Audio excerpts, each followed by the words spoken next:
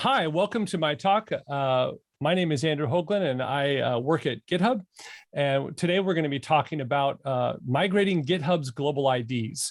And so, yeah, just a quick little bit about myself. My handle on Twitter is at Andrew Hoagland. You can find me on GitHub, of course, at A Hoagland. And so I've been working at GitHub for about 2.5 years. I joined the API team in 2018. And since then, it's just been a great journey learning and contributing to not only our GraphQL API, but also our REST API. We also support some other technologies internally. But yeah, today I really wanted to talk to you about a journey that we're taking in having to basically reformat, restructure, and rethink our global IDs on our GraphQL API to support our future scaling needs. So before I dive into sort of the nitty-gritty of what we've done and what we're continuing to do, I just want to give a brief overview of our API for those of you who may not be familiar with the GraphQL API at GitHub in general. So we were one of the first and early adopters of the GraphQL API technologies. It was we first introduced our API in 2016, and this was shortly after Facebook's public release of GraphQL. When we adopted GraphQL, we were all in. We actually, I think I wasn't there at the time, but I know that there was a lot of intent to basically have our GraphQL API be the V4 of our API. It was intended to sort of potentially maybe even replace our REST API.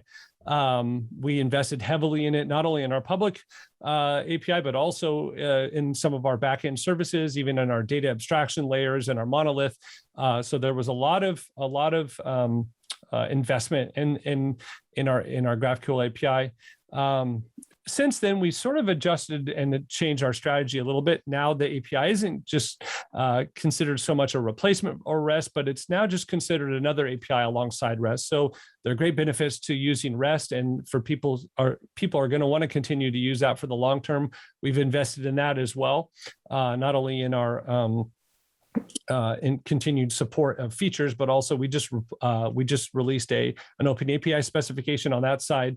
But at the same time, we haven't abandoned GraphQL. We're still very much invested in the long-term future of it, and I think that will be indicated kind of basically by this talk, that we want to be able to continue to support and build our GraphQL API. But in order to do so, we have to make these changes that I'm going to go through. So our GraphQL API is quite large. It receives about 300 million requests per day.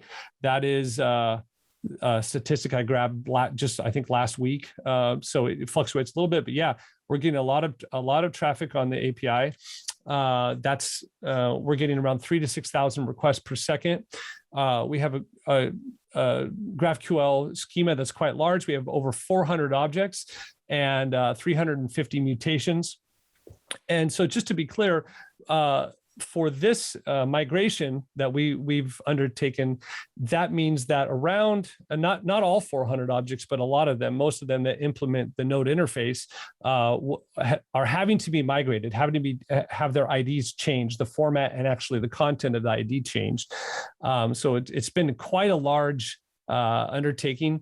It's been something that that has presented a lot of challenges, but also a lot of exciting things. So anyways, today, what am I going to talk about? I'm going to talk about what is our current ID format? Why is it problematic? Why do we need to change this? And what's the motivation for change? I also am going to talk about the rollout strategy that we've taken, because I think that's one of the most interesting parts about this. The ID format, it's pretty simple, the old and the new one, but having to roll that out to an API that is on the scale of GitHub, right? 300 million requests per second, tons of users. It's almost, we consider GitHub almost infrastructure for the internet at this point. And there's people that rely on this API daily for their application. So how can we roll this out in a safe manner that doesn't break people, that is but is still backwards compatible, and so that would require the least amount of changes as possible to their systems that are using our GraphQL API. And then I also wanted to talk about just some of the pitfalls and challenges we've encountered, some of the mistakes maybe we've even made or underestimations, and just basically so that you can learn from our mistakes, and that maybe if you ever have to go through this, this would help guide and lead you along the way. Yeah, so let's first dive into our current ID format. Some of you may be familiar with this, some of you may not. So let me just get through this quickly. So basically, our current ID format is a base 64 encoded string. And within that string, you can decode it, and you will find the object type and the object ID. So just to be clear, these are intended to be opaque. So we don't actually recommend that our users decode these and do anything useful with the underlying information. But at the same time, we don't care if you do decode it and look at it. We're not trying to, in other words, it's not data we're hiding by encoding them. We're just encoding it more to be a string that is a globally unique identifier for whatever object is in the GraphQL schema. Yeah, so that format looks like this. If you were to perform this simple query, you'll get back an ID that looks something like that. And if you were to base 64 decode that, then as I've done here, you can see it reveals kind of three different pieces of information. One is the checksum. That's not very interesting. That's just giving us the length of the repository. And then you'll see that we have in this case, this is a repository type. So in our GraphQL schema, that would be represented by the repository object, and then the actual database ID. So that's the unique MySQL auto incremented ID that is used on the back end. So this has worked very well for us up until now. It's super simple. You can load things very quickly and efficiently. You can imagine how this could be translated into a simple SQL query, as I'm going to show in a little bit. And this works well with a single database. But the problem is what if you can't have a single database? What if you need to shard your data? What if you need to maybe move to multi-region setup? So that's where we're going to see the challenges and the difficulties with this format. So as I kind of already touched on, why do we need to change?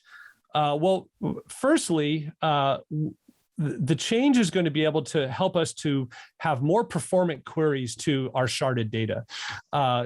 One of the big initiatives another engineering team at GitHub is working on is doing data partitioning. So we've devised ways that we can partition out some of our bigger tables and some of the databases that are bursting at the seams, for lack of a better term. And the way that we're doing that is by sharding. We use Vitess, and we're sharding the data out. And we're even splitting tables into different databases.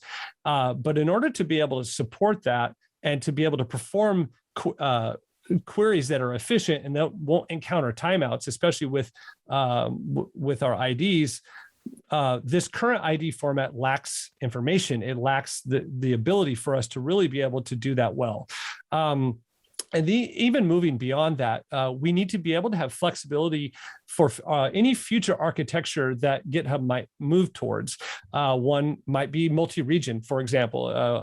We might have a world where we may have to split our data up into completely separate databases or data centers, and so this is the real motivation for why we need to change it. So there's no there are some short-term benefits, but this is an investment we're making longer term into our GraphQL API being able to support whatever future architectures and data migration or scaling that we may have to do at GitHub, some of which might be unknown at this point. So I pulled this quote from the GraphQL specification, which says the ID should be a globally unique identifier for an object. And given just this ID, the server should be able to refetch the object. So I just wanted to highlight this because I think even short term with our sharding efforts, this quote still holds true for us. We can still do this, even if it maybe doesn't perform as well, which we're going to solve that. But if we ever move to a place where we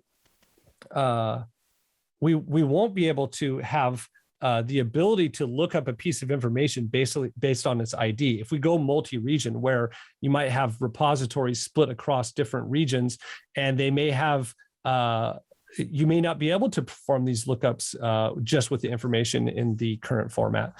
So yeah, before I get into the current format, I just wanted to get into a bit about sharding and what that means and why this change is so important specifically for this. So as I said, we use Vitess. We also use V indexes on our tables. And so let's just talk a little bit about that and how our current ID format will be used, where it would be lacking for some of our sharded data in terms of being able to perform queries that are efficient, and then we'll get into the new format and how we solve that problem. So here's a very simple diagram of a table, our pull request table, and you can see it's a simple query. So you can imagine that the ID that we store for the pull request has the pull request object type, and it has the ID in it. So you can easily imagine how that can be translated into this SQL query, right? Select all from the pull requests, or in this case, it would be select whatever fields you've requested in your GraphQL query, but you get the point. The idea is that we're able to simply perform this query and compose this query, more importantly, from the object ID information that we currently have. But what happens when we shard our data? So the way that data sharding works is that you have to split up your shards based on a namespace or a key space. So Vitess has these different key spaces, and then what you do is you shard based on a specific index or that would work best for whatever whatever your object model is, whatever your business model is. So in our case, what we've had to do is our data partitioning efforts have identified some key top level sort of ownership keys that we're sharding our data on. And as you can imagine, GitHub repository is the one that is one of the big ones. So for it, as you can see in this example, still have pull requests. They're still unique across these three shards. So in other words, you won't have pull request one on all three of these. We use unique V indexes so that you still can create and have uniqueness of pull requests, but we split up that data and we divided it based on the repository ID.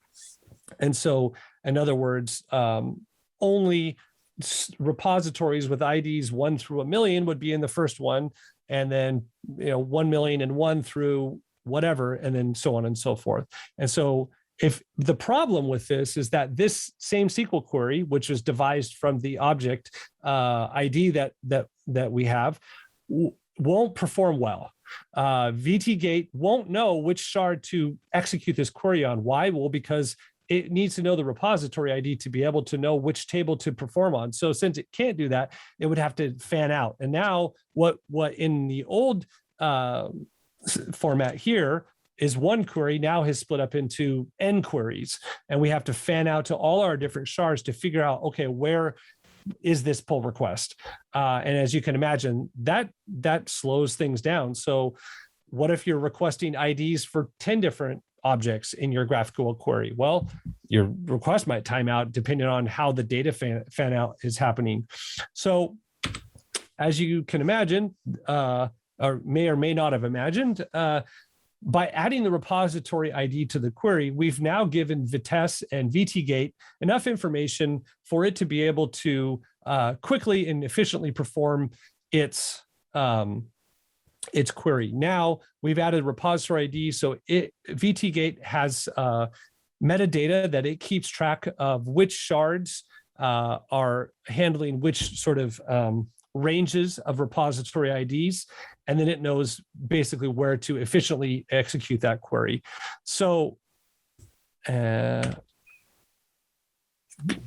and so just to be clear, right now, we don't have a current need for multi-region in the short term, but this is something that GitHub is potentially moving towards, which is geolocated data, where you might need complete data isolation. And even if we never even go to full multi-region, and I know this has been a kind of a hot topic. I've even seen a lot of people talking about this on Twitter recently, but the idea is that even if you need data sovereignty, split up your data into different ways, different data centers, the change that we're making will also support that, because it may not be needed for sharding in this context of multi-region, but it may be needed in terms of global routing.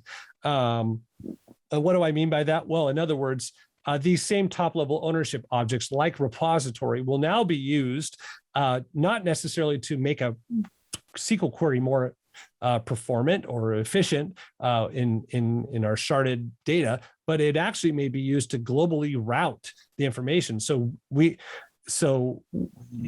might have to have a global router eventually that will take in a GraphQL query, and it will have to figure out, based on that ID, we know that this is repository 1, and we know that repository 1 actually lives in a data center in Europe, where repository 2 lives in a data center in Asia, and so the nice thing about the new format that we're introducing is that it will be able to support that by adding this information, this top level ownership information into our IDs. We'll be able to support whatever future scaling and future architecture that GitHub may need to move to, depending on how big we grow and the needs that our customers and our businesses will have from us. Okay, great. So long overdue. Let's talk about the new format. What is it and how does it work? It's in a lot of ways, it's very similar to our current one. It's still encoded, base64 encoded information. It's what we've done is, since we have to pack more information into it, more ownership information, we've compressed it, we've packed it, and we've also done some things to where we have it's a little bit the underlying format is a little bit more cryptic, but we have a translation layer on the back end. So for users who may try to decode these, by the way, hint, we recommend you don't. It's going to be less useful information. But the main point is that they're still intended to be opaque strings that are backwards compatible for our users. So the great thing about that is that they're still even if the IDs changes, you wouldn't have to perform necessarily any schema changes on your back end to support some new data type. It's just still a string that will easily store into any sort of string type. Okay, so here's an example of the new format. So you can see here we have this PR underscore and then some other letters. So what does this all mean? Well, the PR is the type hint. So that would be pull request. So we have a mapping layer in our backend that maps those together. And then you see we have the ownership information is embedded into this base64 string. So in this context, this would map to an array of IDs, and the 0 is just is an internal implementation detail for some backend templating that we have, and then you have your repository and your pull request ID, in this case, just simply 1 and 1, embedded into the ID. So now we can decode this, we can compose these queries that we need, and we have all the information that we need. And just to note that not all of these IDs are single level deep. Some of our objects have 3 and 4 parent ownerships. You can imagine a repository owns a pull request, but then a pull request may own other things like check runs or actions or different things. So this is an arbitrary length array. Okay, so let's talk about our rollout strategy. This is kind of one of the more interesting bits anyways. about this talk, in my opinion. So what are the goals that we had? Well, one is we cannot break our users. That's number one. But we also wanted to avoid a big bang rollout. We wanted to be able to do this in a progressive manner.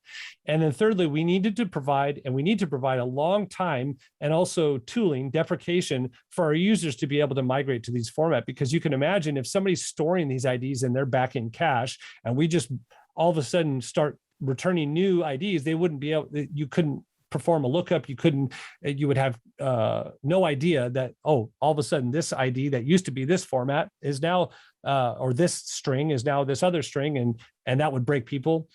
So we needed to find a way to help our users migrate to this new format.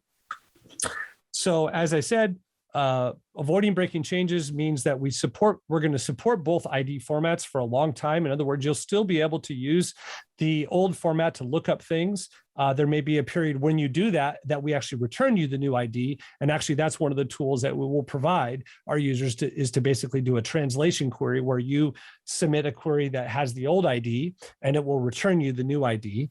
And you can force that to either turn on or off. I'm going to be writing a blog post about that soon. And speaking of blog posts, we're trying to give our users lots of advanced warning through blog posts, communication channels, and just talking about this here at this conference. And also, like I said, it's backwards compatible. It's still just a string that you can store in your cache. When building integrations that use either the REST API or the GraphQL API, it's best practice that you persist these global node IDs so you can easily reference objects across API versions. This is a quote I pulled from our own docs. So, and this is one of the biggest things that is wanting us to be able to migrate in a way that doesn't break people's, because we've given you this advice. We've given you this guidance that you're okay to store these. The other thing is that we wanted to do this in a progressive manner. So that means we didn't want to do a big bang rollout. So what we've done is we've gone through and determined all the implementation for every single object and make sure that all of the ownership data is correct. And then what we've done is we basically are progressively rolling those out. So as we've implemented these, as we figured out the ownership data on the back end, we're just setting sort of ready dates and saying, okay, at this date, all of a sudden, the format of pull requests will change from the old to the new. And that should be completely transparent to you because the old IDs will still work for anything that was before that date, and the new IDs will work for anything after that. And then eventually we're going to provide tooling to be able to migrate your old ID. So as you can see here, if I just check the teams, which I know we've migrated, you can see old and new ID formats are existing alongside each other. Both the very first team that was ever created at GitHub still has the old ID format, and the last team that we've ever created is now on the new format. So they're coexisting together. We're rolling these out progressive. And then, like I said, we want to be able to deprecate these. And so even these old IDs, we want you eventually to be able to convert these to new IDs, to the new format. And so we're providing tooling to be able to perform that ID conversion while still maintaining functionality with the old IDs. And giving warning messages at a certain point. And then the last phase will be browning out and sunsetting in the old format, where if you try to submit a query, it will just be not found. But like I said, we're giving ample time, we're giving deprecation, error messages, and we are providing tooling in order for people to migrate. And on our back end, we can monitor these things. We can see, well, how many new IDs are being used compared to old IDs. So lastly, just want to go through quickly some of the challenges and pitfalls that we've encountered along the way. This is one of the big ones, is users decoding IDs. Not only externally, but internally, even in some of our internal services and applications, we've had to delay some of our rollout in order to give people time to change code on their end, where they were decoding these and actually using the underlying information. One of the other things that we've done is we thought we could delegate this work to sort of just a first responder back-end work. But as we've gone through this, we've noticed that this work needed more first sort of first class project in terms of implementation. In other words, it took a lot more than we thought it was going to. And then also just trying to figure out the ownership of each one of these has not been, because there's so many different objects that we've had to really, and that's been a challenge. So yeah, I think I'll stop there because I'm almost out of time, but I just really want to thank you for joining. Like I said, my name is Andrew, and I hope this talk was beneficial.